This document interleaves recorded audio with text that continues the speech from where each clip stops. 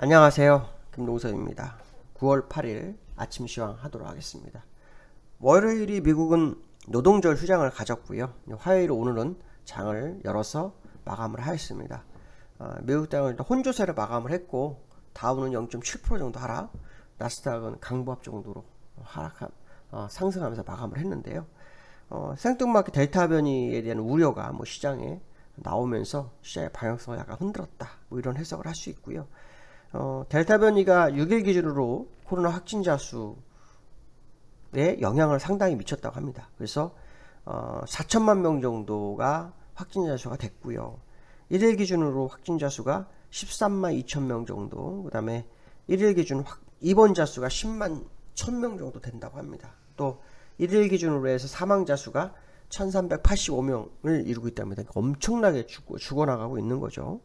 미국에서는 앤서니 파우치가 그 화이자 부스터샷에 대해서 얘기를 하고 있어요. 그래서 20일까지 준비가 된다. 그런 얘기가 나오는데요. 어쨌든 지금 미국에서는 델타 변이와의 싸움이 지속되고 있는 과정이다. 이렇게 보시면 될 것 같고요.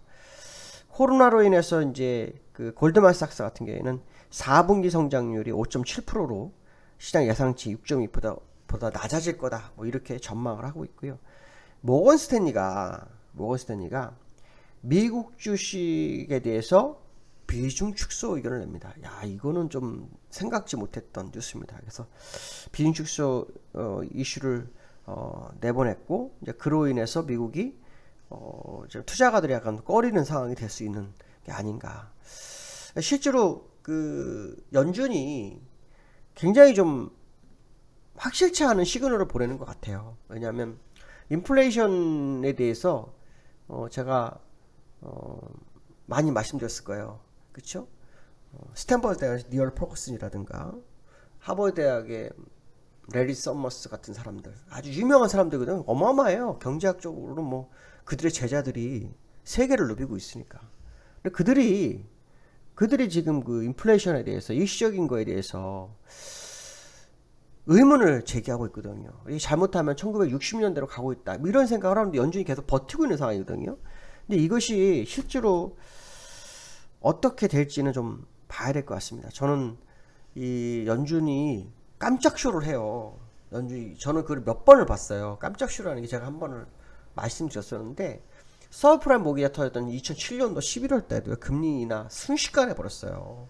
순식간에 했었고, 이번에도 그 코로나 사태 탁 터졌을 때 금리 인하 한순간에 벌었어요.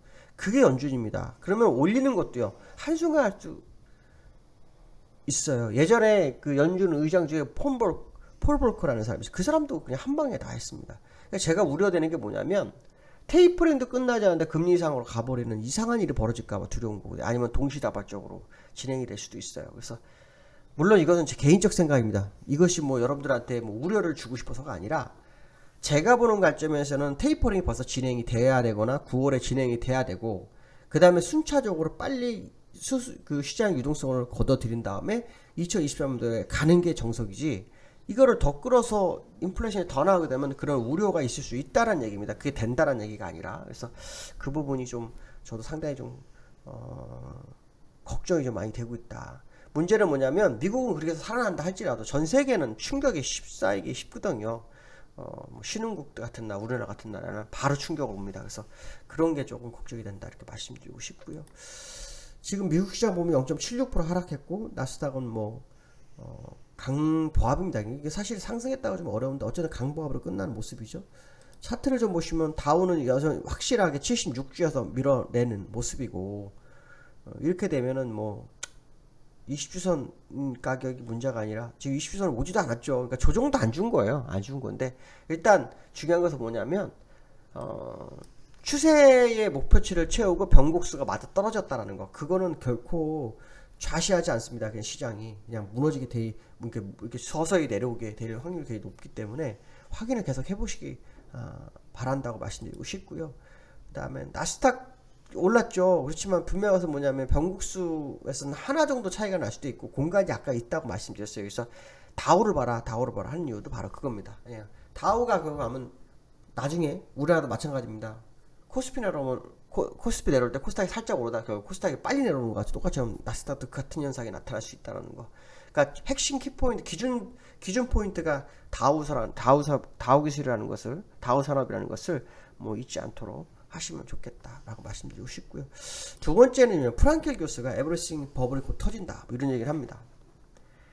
이게 이제 뭐 G20 글로벌 금융안정 컨퍼런스라는 게 개최가 됐어요. 개최가 됐는데 제가 어저께 리얼 포거슨에 대해서 얘기를 했는데 이제 프랑켈 교수는 누구냐? 하버드 교수예요. 이 사람도 제법 뭐 유명한데 이 사람이 이런 얘기를 합니다. 미 연준이 재정의 충격을 주지 않으면서 그 버블에서 공기를 빼는데 애를 먹고 있다 얘기를 하고 있습니다. 사실 지금 하는 것도 없어요. 그러니까 지금 이 사람 말도 그거예요. 결국은 버블이 있는 거야. 버블이 있는데 왜 자꾸 연준이 얘기를 안 하냐? 그건 연준이 시간을 벌면서 어떻게 해서라도 슬그머니 공기를 빼려고 하는 거다. 이렇게 얘기를 하는 거거든요. 근데 지금은 그게 방법이 없어요. 뭔가 하지도 않았는데요. 고민만 하고 있는 상황이다. 이렇게 판단이 저는 쓰는데 프랑켈이 그러면서 이런 말을 합니다. 2021년까지는 기대보다 나은 모습을 보이고 있다.